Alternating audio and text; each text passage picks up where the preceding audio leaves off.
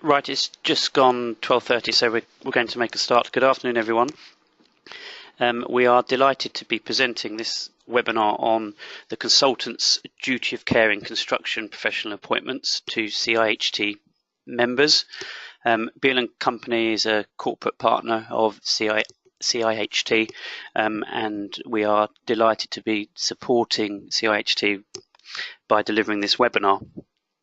The topic has been chosen largely because of recent developments in the market in relation to contractual documentation and a consultant's duty of care. In particular, in the last year, we have seen various new suites of standard form appointments, such as the FIDIC Consultants Model Services Agreement 2017, the FIDIC White Book, the ACE Professional Services Agreement 2017, ICHEME's Professional Services Contract 2017, the Silver Book, and I suppose more recently the NEC4 Professional Services Contract.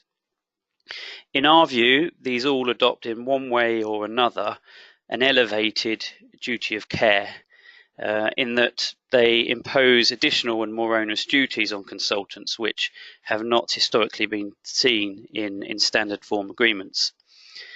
Also, bespoke agreements, which are usually more onerous than standard form agreements, these are also adopting more and more onerous provisions around consultants' duties and specifically the consultant's duty of care.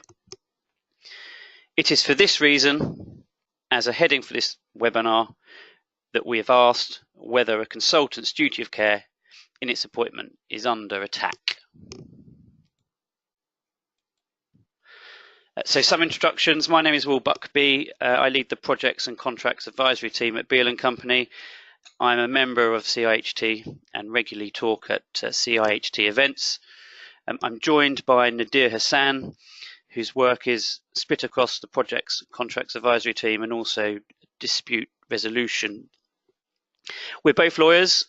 We specialise in construction, engineering and infrastructure matters. And we have particular expertise in the transport sector. So during the next hour, Nadir and I are going to work through the agenda on this slide, and we've got a lot to get through. So apologies if we rush through a few things. In the first part of the webinar, we're going to provide a refresher on standard of care on professionals under common law. And the typical approaches that we see in appointment documentation. We will then touch upon insurance implications of such provisions in appointments, which is obviously an important consideration for consultants. We're then going to have a brief look at how duty of care obligations appeared in previous standard form agreements, and then consider the changing approach with particular reference to some of the new standard forms that I've just mentioned. We're going to follow this by running through the approach of duty of care obligations seen in bespoke agreements, setting out risks and mitigation steps in view of these. We're going to look at recent case law, which in our view shows what is now expected of a consultant in relation to its duty of care. And finally, we're going to identify some drafting tips and I suppose practical pointers to mitigate inherent risks with an enhanced duty of care. We hope to last approximately an hour. We might run over slightly. Do feel free to send us questions through the system in the interactive box provided. And if we have time, we'll answer these at the end or follow up after the webinar. That's what we've done previously. The webinar is being recorded, so we will circulate that as well as a copy of the slides. So just bear with us after the webinar. It usually takes 24 hours for our IT department to work the recording and distribute that to you.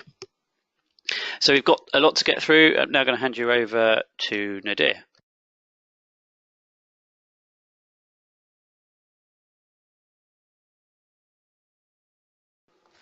Thank you. Well, Let's start with a quick refresher on the basics.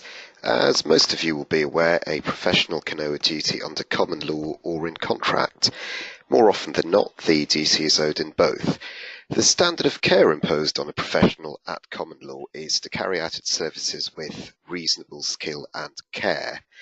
Now, a duty to use reasonable skill and care, in short, means that the consultant must do or not do what an ordinary skilled and competent practitioner in the same profession would have done or not done in the same circumstances. The Beale case is regularly cited as being the relevant authority on this. If a consultant can show that he or she has acted in accordance with the usual practice and professional standards current at the time that the design was carried out, he or she will escape liability. Now, this duty of care arises in contract also.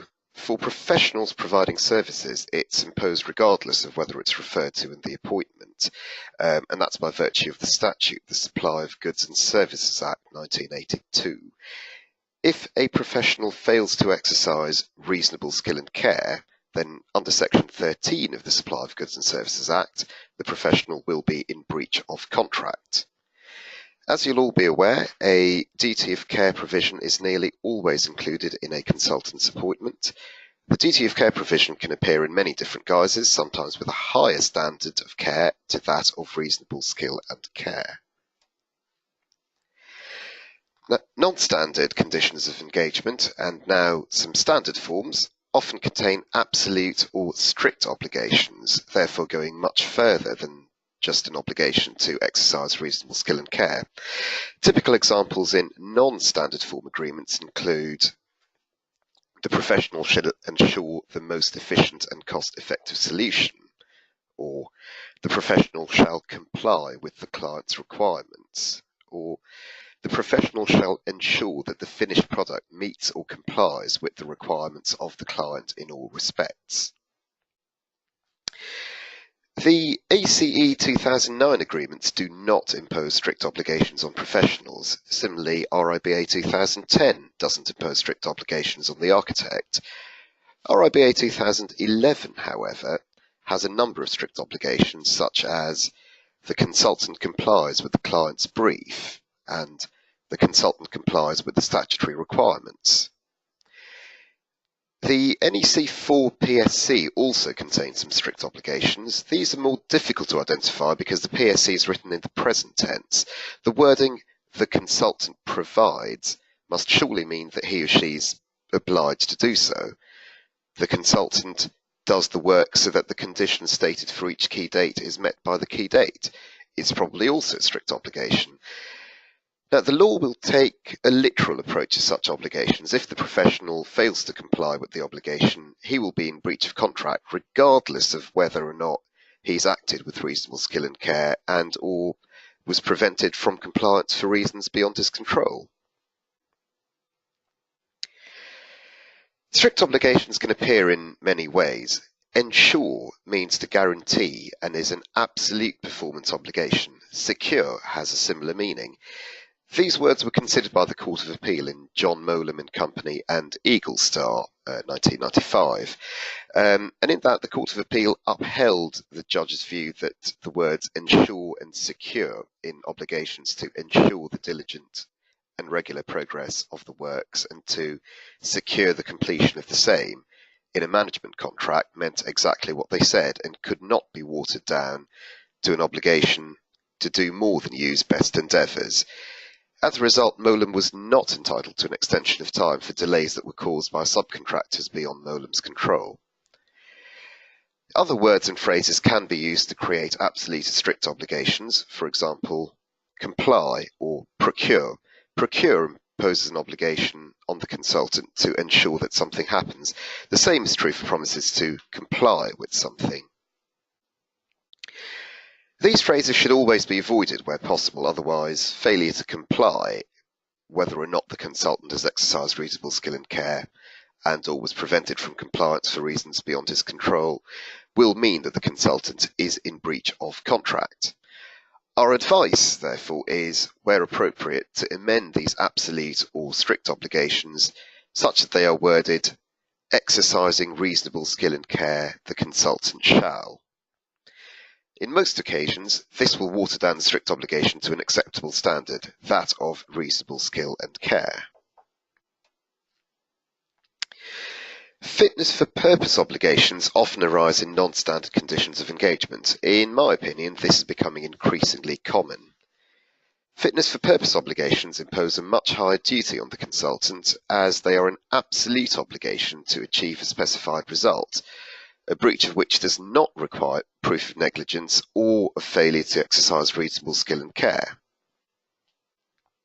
If a professional gives a warranty that completed services or works will be fit for purpose, but they are not, damages flowing from the breach are different from and can be higher than those for negligence.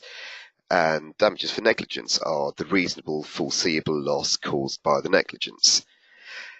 Further, a state-of-the-art defence would not be available.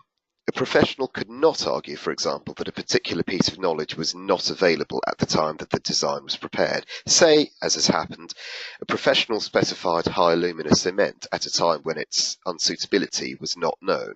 The professional would not have been negligent in preparing its specification, as he would be entitled to claim that at the time of specification, no competent professional in his field would have known that this material was unsuitable. That's a state-of-the-art defence. The reason why the distinction between fitness for purpose obligations and reasonable skill and care obligations is so contentious is because, as most of you will know, most professional indemnity insurance policies will not include cover for losses arising out of a breach of fitness for purpose obligation. Where a defect arises and no allegations of negligence are made, the policy is unlikely to respond to the claim, and insurers may refuse to pay costs associated with the defence of the claim.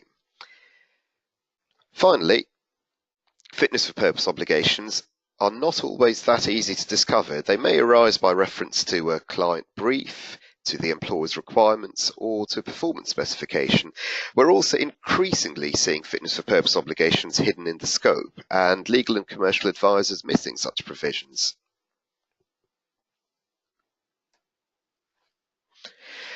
I've mentioned that professional indemnity insurance policies do not provide cover for losses arising out of fitness for purpose provisions. In fact, some insurance policies do not provide cover for breaches of any strict obligations where the consultant has not been negligent. The professional indemnity insurance arrangements of professionals have historically reflected the obligation imposed by common law, that is, to exercise reasonable skill and care. This is what is known as negligence-based insurance, which many of you will have.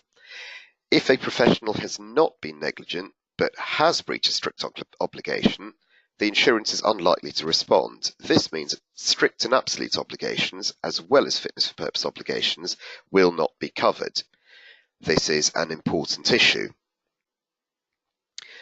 The construction market is increasingly seeing legal or civil liability insurance policies. These professional indemnity insurance policies provide insurance for any breach of contract, save for those which are carved out of the terms of the insurance policy, and these will more than likely include losses arising out of a breach of a fitness for purpose obligation.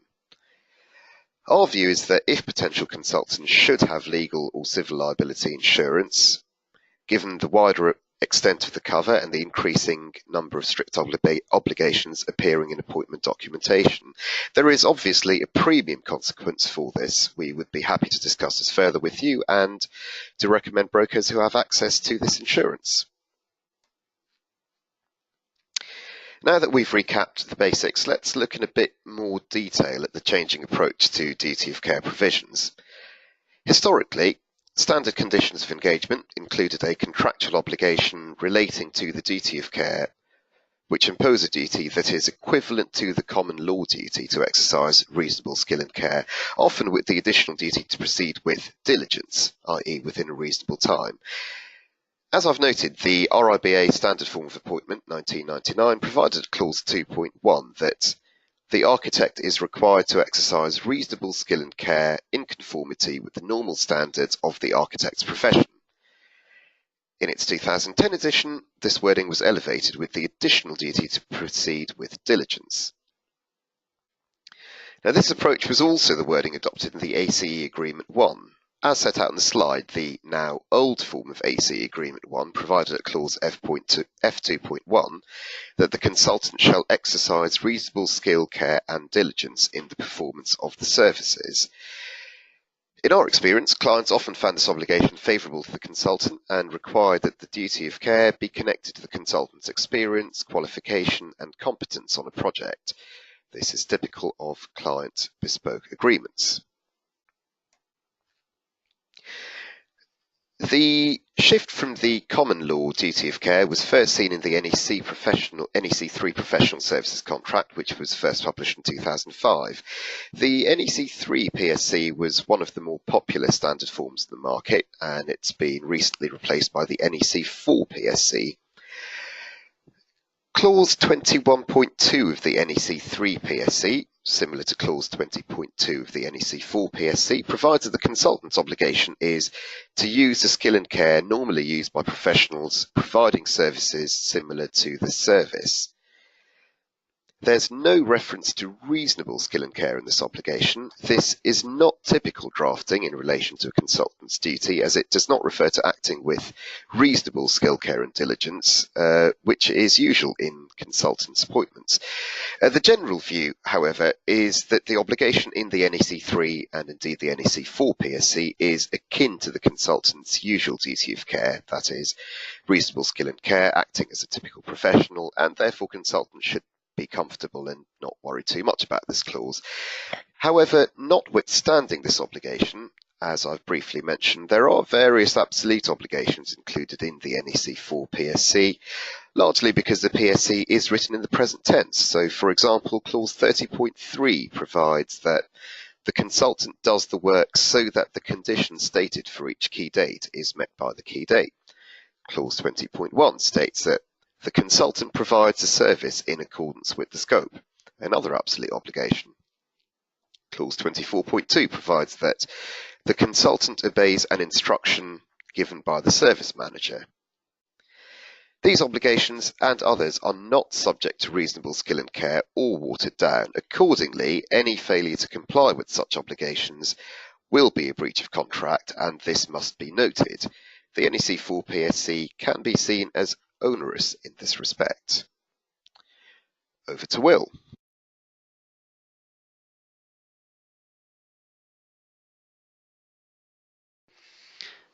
Thank you, Nadir. Just looking at the time, I think we're doing okay. So Nadir has provided some vital background for the reasons why consultants should push for an additional obligation to exercise a reasonable skill and care, and why strict and absolute obligations, as well as fitness for purpose obligations, should be avoided. Nadir's also looked at the historical approach to contracting in relation to the consultant's duty of care. In my view, we are currently in a position we've not seen for many years. 2017 saw the publication of a number of standard form professional services contracts, with additional new forms due to be issued later this year. The new REBA forms in particular, they were promised last year, they weren't published, and they're expected out later this year. And Beale and Company have been involved in some of the friendly reviews and drafting of those forms. As outlined on the screen, in 2017, the ACE published a new professional services agreement as well as a sub-consultancy agreement. FIDIC followed by publishing its 5th edition of the Client Consultant Model Services Agreement and Sub-Consultancy Agreement. Institution of Chemical Engineers, they also published a new form, the Professional Services Contract, which completes their set of standard form contracts. Their suite didn't previously include a form dedicated to professional services. And of course, the NEC4 suite of contracts were published in June 2017, and Beale and Company have already delivered webinars and produced some brochures and articles on that. So how are these new standard forms approaching the consultant's duty of care? we're going to examine this over the next few slides. As we mentioned at the beginning of the webinar, ACE Agreement 1 provided that the consultant shall exercise reasonable skill, care and diligence in the performance of the services. The ACE PSA 2017, so the new form, goes further than this. In terms which will be familiar to most consultants, there is now an elevated standard of care in the ACE PSA. Clause 2.1 provides that the consultant shall exercise the reasonable skill, care and diligence appropriate to a consultant qualified in the relevant discipline, engaged in the performance of such services for projects of a similar size, nature and complexity to the project. Similar wordings used in the new FIDIC White Book. Clause 331 requires a consultant to exercise the reasonable skill, care and diligence to be expected from a consultant experienced in the provision of such services for projects of a similar size, nature, complexity. And similarly in ICME, in the Silver Book, consultant is required to exercise reasonable skill, care to be expected from a qualified and competent consultant experienced in the provision of services of similar scope, size and complexity to the services. So all very, very similar wording across these forms. The drafting in NEC4, just for completeness, hasn't changed. So these new clauses clearly link the consultant's duty of care to its experience, qualification, competence, taking into account, amongst other things, the size, nature and complexity of the project. Most of you probably be familiar with this wording. It's fairly common in bespoke appointments, and from our experience has shown that this wording is typically accepted by consultants. My general view is that such a clause isn't going to cause an issue from a professional indemnity insurance perspective. That said, whilst the wording is probably market standard, open speech marks, closed speech marks, in my view, such provisions are more onerous on the consultant than the historical approach in the standard forms. Consultants need to make sure that they're carrying out the services to the correct standard in their relevant disciplines, and as would be expected for a project of that nature.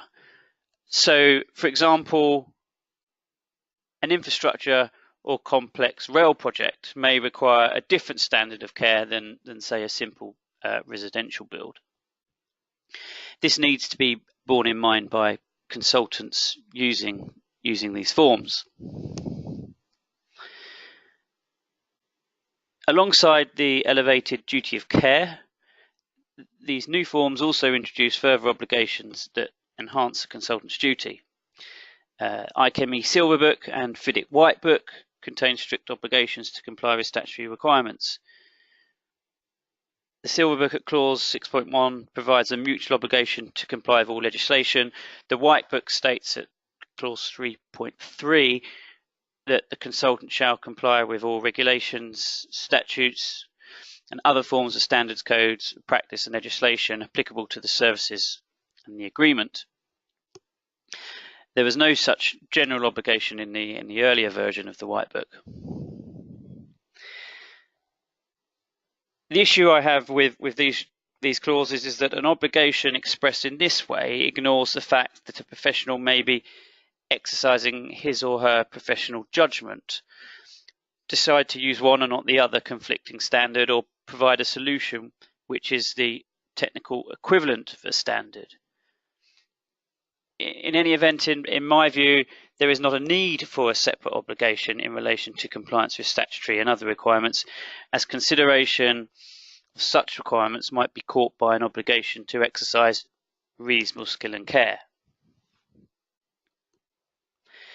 The ACE PSA at clause 2.3 requires a consultant to act in accordance with every reasonable instruction given by the client. Whilst this clause is typically seen in bespoke conditions of engagement, which is once again a strict obligation. Also, the ACE Professional Services subcontract provides that the subconsultant must observe, perform, and comply with the obligations and provisions of the main agreement, so as far as they relate and apply to the subconsultancy services. As well as this being a strict obligation, the issue is that this clause incorporates the main agreement, and the main agreement may itself contain performance-based or fitness for purpose obligations, which would be incorporated into the subconsultancy agreement, and that might include any other onerous and unacceptable provisions. The NEC4 PSC requires at clause 24.3 that the consultant act in accordance with health and safety requirements in the scope. Again, this imposes a strict requirement to meet any and all provisions in the scope which relate to health and safety. A strict obligation to comply with the scope is always a risk, as it could frankly contain a number of hidden provisions, reference to external standards, which might be onerous and unacceptable if given effect to, such as fitness for purpose obligations. Nadir is going to come on to an example later on in this webinar when he discusses the MT Højgaard and Eon case. There are other strict obligations in the NEC4 forms. So there's a real mix of more onerous duties included in these new standard forms, which do increase the consultant's duty.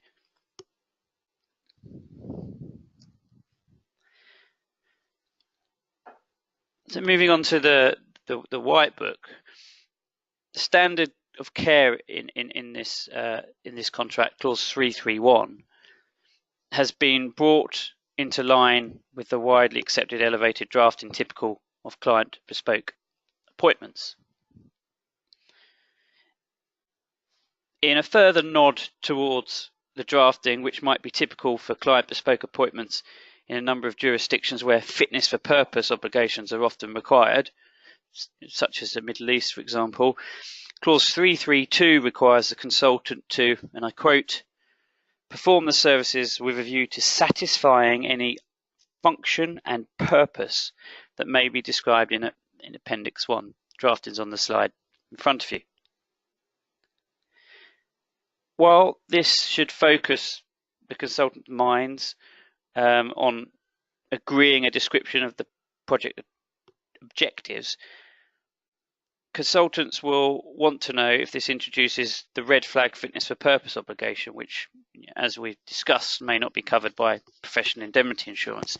It certainly appears that way from the drafting. Or in other words, is this another example of the consultant's duty of care coming under attack? My view is that it's not too much of a concern, and consultants shouldn't worry about it, and let me explain. Clause 332, which contains the fitness for purpose drafting, also states that the consultant's obligation under this clause only applies to the extent achievable using the standard of care in clause 331, without extending the consultant's obligation beyond that required under clause 331. So 331 states that, notwithstanding any term or condition to the contrary in the agreement, so it's trying to be overriding, the consultant shall have no other responsibility than to exercise the elevated reasonable skill and care. To me, therefore, it's clear that the reasonable skill and care obligation trumps the fitness for purpose obligation in the hierarchy of obligations. So in my view, the consultant's obligation in clause 332 is not in fact a fitness for purpose one because of the connected drafting. That said, and there's always a caveat from a lawyer, the drafting is entirely unsatisfactory, and to a large extent in my view, a fudge. It really cannot be good practice to say on the one hand there must be a fitness for purpose obligation, on the other hand ignore that, we're going to stick to reasonable skill and care. So I'm not a fan of this amended clause. Practically, whilst the drafting is limited to reasonable skill and care, I think it will be easy for employer-focused lawyers to amend the relevant clause, creating a fitness for purpose obligation, such as removing the drafting in 331, the overriding reasonable skill and care drafting. So do look out for this. Deleterious or prohibited material clauses. These are now always included in non-standard professional services agreement. In these clauses, a consultant is usually required to state that certain listed materials will not form part of the specification. We often forget that deleterious material clauses are not in fact needed, certainly from a legal point of view. A professional already has a duty to exercise reasonable skill and care, and this will certainly extend to specifying materials. So if you don't like the deleterious material clause, one argument in negotiations is to say it's not needed because it's already picked up in the obligation to exercise reasonable skill and care. The ACE PSA 2017, contrary to the old ACE agreements, now expressly includes an obligation on the consultant to exercise reasonable skill, care and diligence not to specify or approve for use any products or materials which are generally known by consultants of the consultant's discipline to be deleterious in the particular circumstances in which they are specified for use to health and safety and or the durability of building or structures. The drafting is on the screen. This is another additional duty specifically imposed on the consultant because, as I said, this drafting isn't necessarily needed. Whether this clause is necessary or not, in our view, there are some issues with it. And the drafting does generate a risk on the consultant and enhance the duty of care. Firstly, references to products or materials which are generally known by consultants to be deleterious is unspecific, open to argument. What does generally known by consultants mean? Secondly, the clause doesn't state whether the obligation applies at the time of specification or at the time of use, when the contractor is installing those materials. In my view, it probably suggests both. This means that the specification at the time of drafting must not include deleterious materials. The clause also applies at the time of use of the materials. It's therefore introducing an ongoing obligation on the consultant, which might apply a long time after the consultant has prepared the spec and at the time when he or she has no duties in relation to the project. This clause should, in my view, have been limited to applying at the time of the specification. Also, this express obligation extends to not approving deleterious materials. Depending on the consultant's scope, this may not be relevant. So in conclusion, whilst this clause is not the most onerous deleterious materials provisions, it does extend a consultant's duty of care and, in my view, needs some tidying up.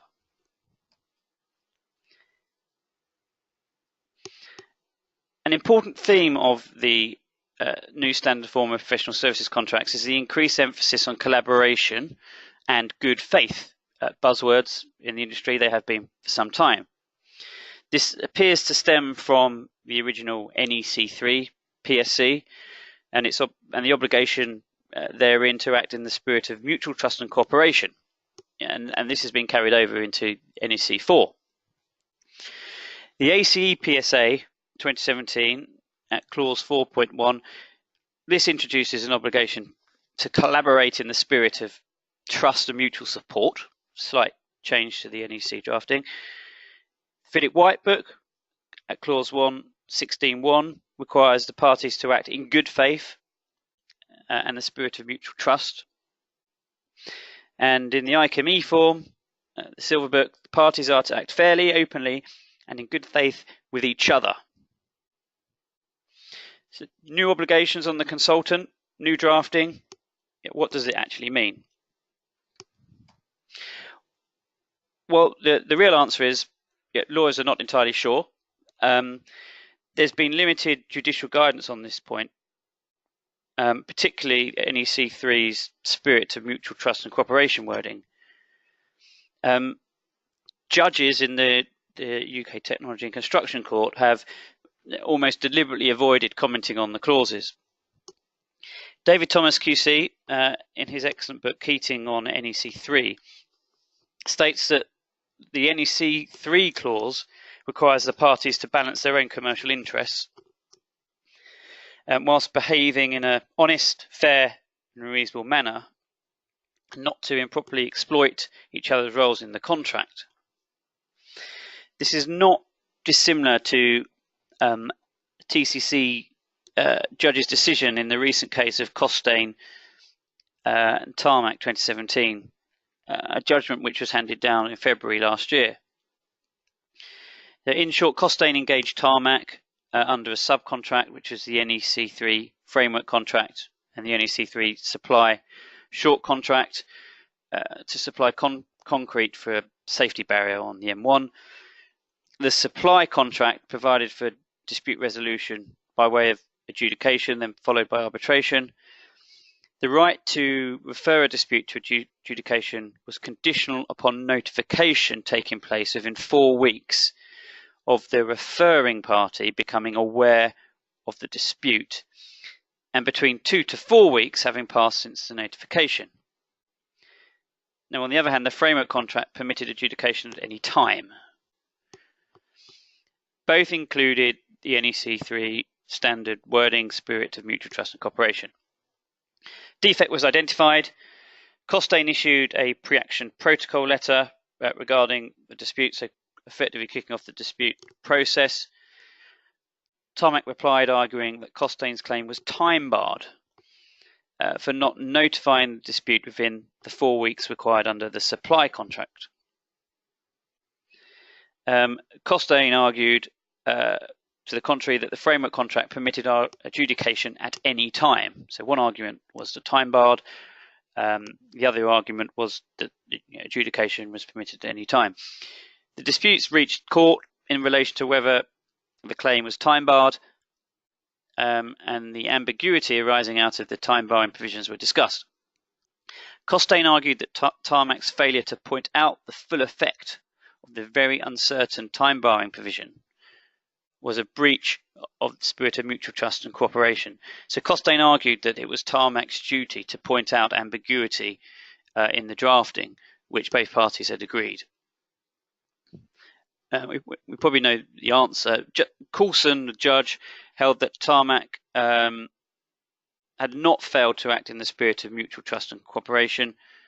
Tarmac had not lulled Costain into a false belief that a clause was inoperative or would not be relied upon. Clause 10.1, the spirit of mutual trust and cooperation drafting, did not require Tarmac to double check that Costain had understood the relevant clause. At its highest, the court held the term mutual trust and cooperation was similar to good faith obligations, creating a positive additional obligation to correct a false assumption obviously being made. However, beyond this, it does not create a further obligation for a party to put aside its own self-interest. So that whilst the judgment is not surprising, the decision, in my view, demonstrates the intended consequence of the mutual trust and cooperation drafting, an additional duty on the consultant to act in good faith, amongst other things. But as I said, query what good faith actually means. The ACE PSA, the 2017 form, also introduces an early warning regime very similar to that included in NEC3 and now NEC4, again further extending the consultant's duties under the appointment.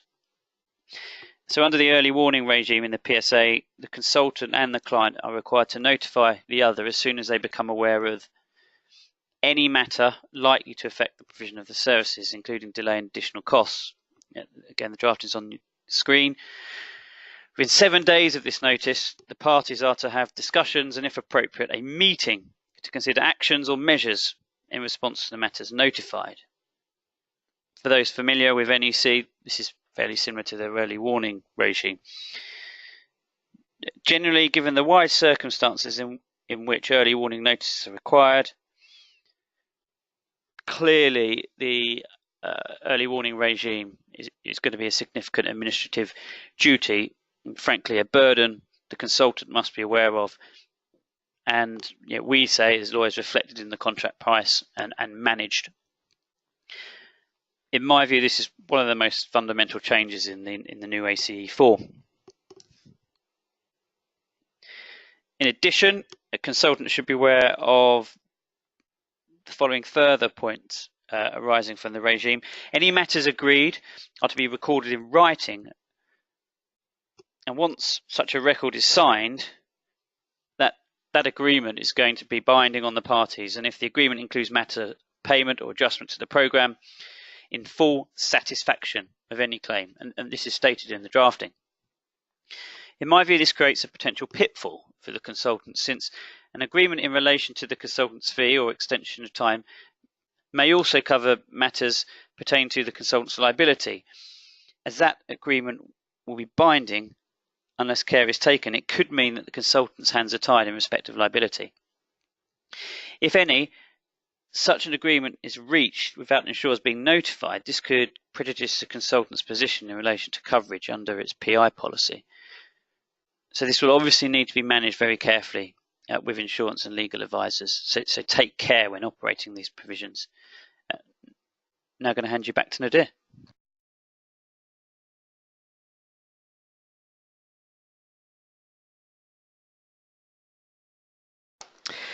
Thank you, Will. I'll now consider some example clauses relating to consultants' duty of care, which we commonly see in bespoke client agreements. The list could be extensive. I'm only going to comment on the more frequent clauses that we see. Bespoke client agreements often impose a higher and more onerous duty of care than the common law position. For example, we often see duty of care provisions in bespoke client agreements which state that the consultant shall exercise the reasonable skill, care and diligence to be expected of a properly qualified consultant experienced in carrying out work of a similar size, scope and complexity to the project. As we've just discussed, this is now market standard and is commonly accepted by consultants. Another common trend in bespoke client agreements is to include variations to reasonable skill and care. These can include duties to exercise all skill and care, all proper skill, due professional skill, or due skill and care. These impose a higher standard of care. For example, proper or due arguably imposes a higher degree than simply reasonable. We also come across obligations to exercise the highest standard, or the standard expected of an expert, or the standard of a professional who is a specialist. These variations are clearly different from reasonable skill and care and could impose a higher duty.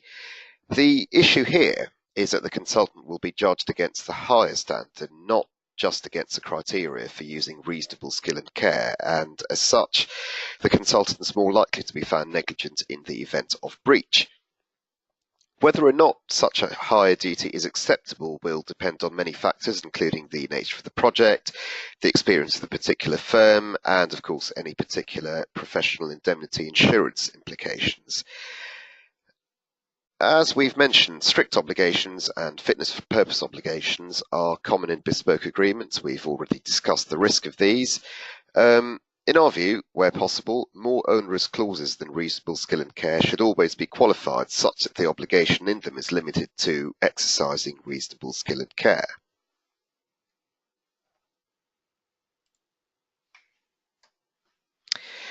In addition to higher duties than reasonable skill and care, strict obligations and fitness for purpose obligations, there are other approaches in bespoke appointments which raise the consultant's duty of care.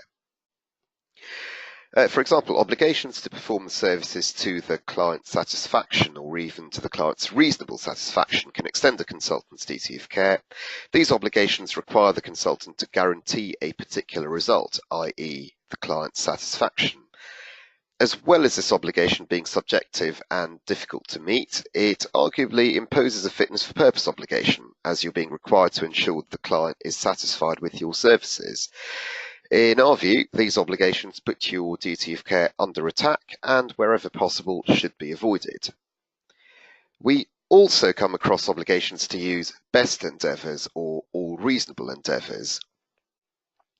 Case laws highlighted that an obligation to use all reasonable endeavours can require a party to act against its own commercial interests. Best endeavours is even more onerous and generally means leaving no stone unturned. This may require a consultant to act against its own interests or incur additional costs at its own expense to meet the obligation. While it may be appropriate to accept such a higher standard in respect of certain obligations where a consultant retains sufficient control and the risks can be managed, such as in respect of confidentiality, in our view, an obligation to use reasonable endeavours is generally much more appropriate. Turning now to obligations which may impose compliance with third-party agreements or back-to-back obligations. We commonly see these in bespoke client agreements, and their drafting can be very onerous. Firstly, clients often refer to these third-party agreements and then require the consultant not to do anything which will put them in breach of the client's obligations under those agreements. If phrased in these terms, the obligations are more than likely not strict obligations. Further, the third-party agreements can be very widely drafted, and they may themselves include performance-based and or fitness for purpose obligations, which would be flowed down to the consultant. By the same token, back-to-back obligations seek to ensure that all the obligations under the main contract are passed on in exactly the same form to the consultant to ensure that there is no gap. Once again, if the first contract is the main contract, it's likely to include obligations which are inappropriate to a consultant, such as obligations for the contractor. If not deleted, we suggest that any such obligation should be qualified by reference to a consultant duty to exercise reasonable skill and care, and only to have regard to such documents. Finally, consultants should look out for obligations that the consultant owes a duty of care to a third party, for example, a company in the same group as the client. While this might be considered by some as market standard and generally accepted by consultants, it can nevertheless give third parties the right to bring claims which they would not otherwise have had, and this can significantly extend a consultant's duty and therefore its liability. Now, in the next section of this webinar, we'll consider some recent case law relevant to a consultant's duty of care, and there have been a number of interesting cases on this topic in the last few years. The first is the 2014 decision of the 199 Knightsbridge Development case.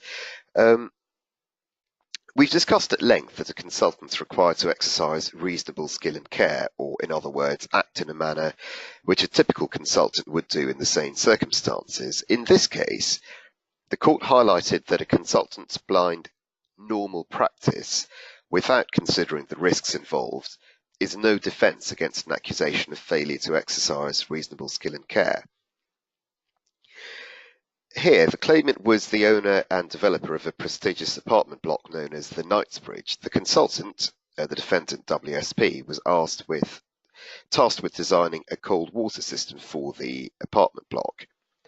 The contract required the defendant to exercise a reasonable level of skill and care, as was to be expected of a qualified consultant in the same profession, experienced and competent in carrying out work of similar size, scope and complexity as the project, which is fairly typical drafting. The design of the cold water system to the block failed, resulting in a major flood in the block. The claimant contended that the above duty had been breached. Had the defendant thought through their design, they would have foreseen that failure could have occurred in the circumstances. The consultant, however, claimed that it was not responsible for the flooding. It said that at the time, none of the leading building services practices in the UK had identified the problem with the water system. The consultant argued that no reasonable engineer would have foreseen or guarded against the events that occurred. The court, however, held that the consultant was negligent, as it should have foreseen the problem and designed a water system with surge arresters to avert the risk of flood.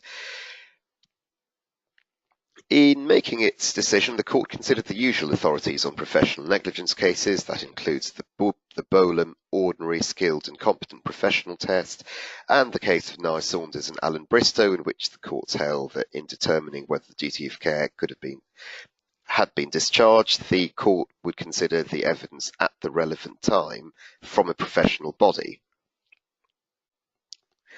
Now, the court here in the Knightsbridge case drew a distinction between the existence of a responsible body of professional opinion and industry practice prevailing at the time. The judge held that despite the absence of a responsible body of professional opinion, the industry practice could not excuse the consultant of its professional duty of care. The court held the consultant was negligent, as it should have foreseen the problem and designed a water system with surge arresters to avert the risk of flood. Importantly, the damage that occurred was of the type that WSP accepted could have been foreseen, and each of the steps that gave rise to it could have been foreseen. The case highlights a professional cannot divest itself of its duty of care simply by relying on unsatisfactory industry practice. Each consultant has to cast its mind to the potential issues that can arise and advise its client accordingly. The decision highlights really that the Bolam defence has limits, so a professional cannot simply rely on the fact that no one else in the industry knew of the risks either. The case also has important implications for the duty of care and arguably elevates the standard. A widespread failure within the relevant industry to recognise a particular risk and or to foresee the consequences will not suffice. Professionals still need to look closely and afresh at the potential risks of a piece of advice or action, and they may not rely solely on established industry practice.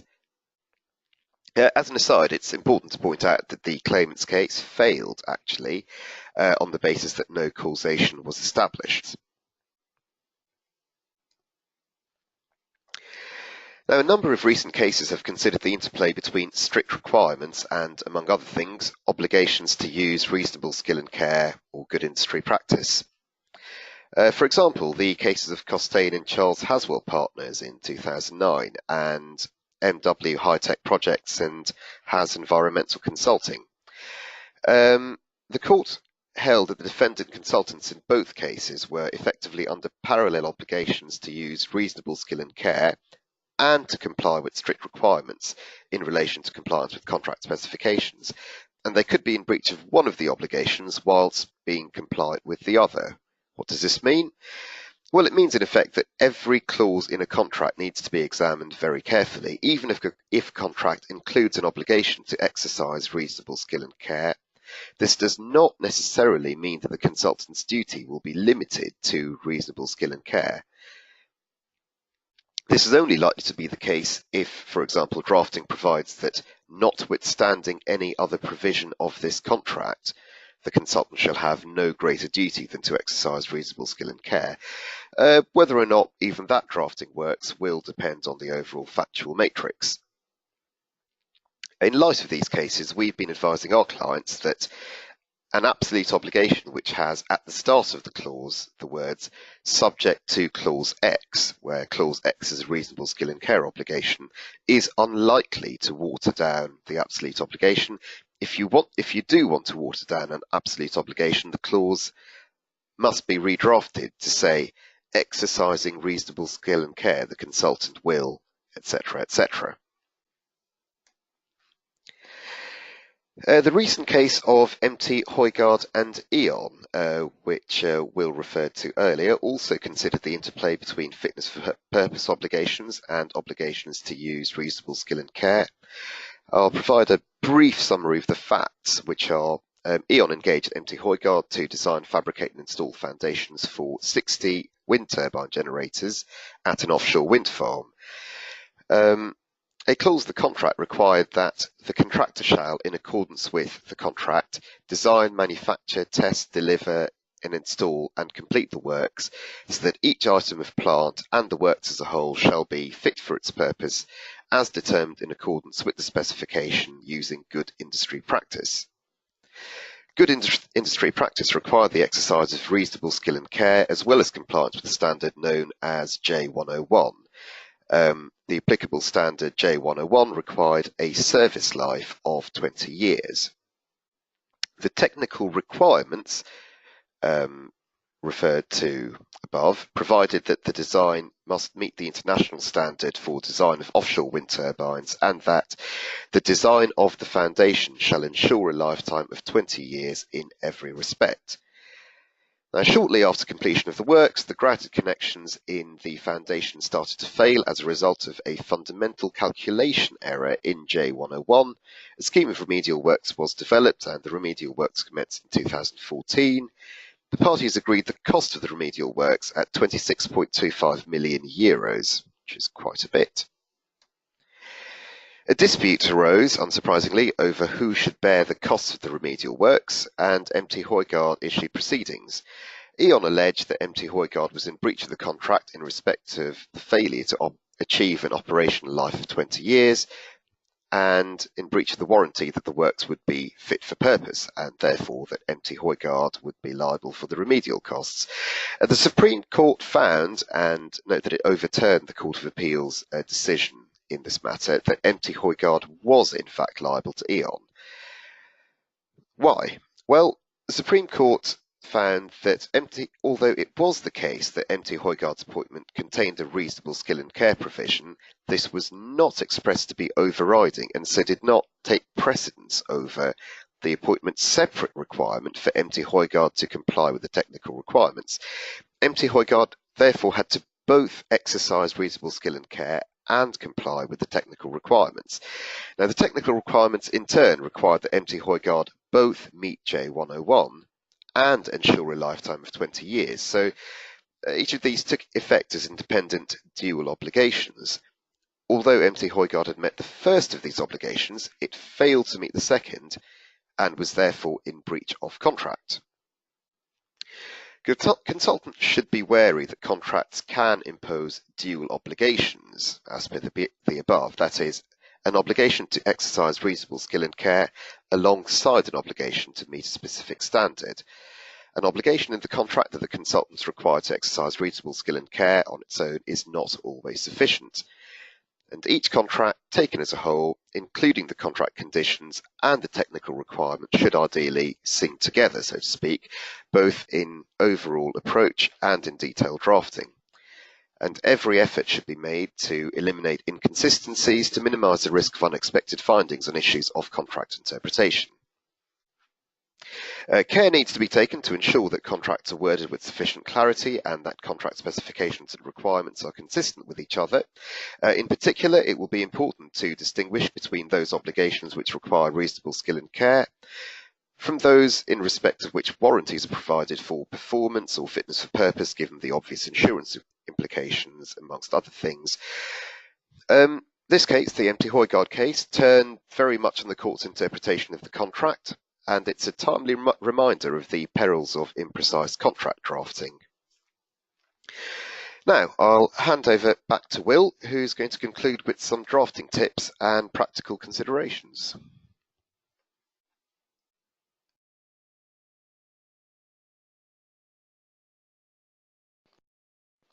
Thank you, Nadir. Wary of the time, so we'll wrap things up pretty quickly. So we've provided quite a bit of detail in this webinar on the consultant's duty of care and provided some examples from some recent case law. We frequently advise that consultants, where possible, seek to limit their obligations under their appointment to exercising reasonable skill and care. This ideally should be through an overarching obligation or through qualifying absolute obligations appropriately. This is particularly important in the event that you as a consultant have a negligence-based professional indemnity insurance policy and not a civil liability insurance policy. And whilst qualifying the strict obligations, do not make these open speech marks subject to close speech marks, a reasonable skill and care provision. Make sure you actually amend the absolute obligations so that they provide exercising reasonable skill and care the consultant shall. This is seen as a much better alternative. Bespoke agreements will obviously be more onerous than industry standard forms, and in these look out for fitness for purpose obligations which might not be obvious or included in the terms and conditions. Obligations to comply with fitness for purpose obligations, as we've said, are not covered by insurance. There are likely to be many other provisions which look to extend a consultant's duty of care. For these reasons, because the change in landscape in relation to the standard form appointments, we recommend consultants have a civil liability insurance policy, as these are widely recognised as providing far more cover for consultants in the event of a breach. They do not only provide cover for failure to exercise reasonable skill and care. Finally, and again, wary of the time and apologies, to answer the question posed by this webinar, is the consultant's duty of care under attack? Well, the answer is, quite frankly, yes, we think so. Standard form and bespoke appointments are becoming more and more onerous. In particular, as a result of the new standard forms, an elevated standard of care is now probably considered market standards, as are strict obligations, express obligations to avoid deleterious materials, good faith obligations, and early warning regimes, all of which we've discussed. So the consultant's duty of care is extending. So that's our webinar in relation to a professional's duty of care in the construction field. We hope it's been useful. We haven't got around to answering your questions, but we'll do so after this webinar. We'll be in touch. On the slide in front are some articles that members of the firm have written in relation to some of the standard forms. They are available on our website, beale-law.com, in the publications section. And as soon as the REBA forms are produced, we'll be commenting on these also. So finally, thanks so much for listening today. Please do get in contact with Nadir or myself. Our details are on the screen if you've got any queries or need to discuss anything in particular. Thank you for joining us, and we look forward to seeing you at our next webinar. Thanks. Goodbye.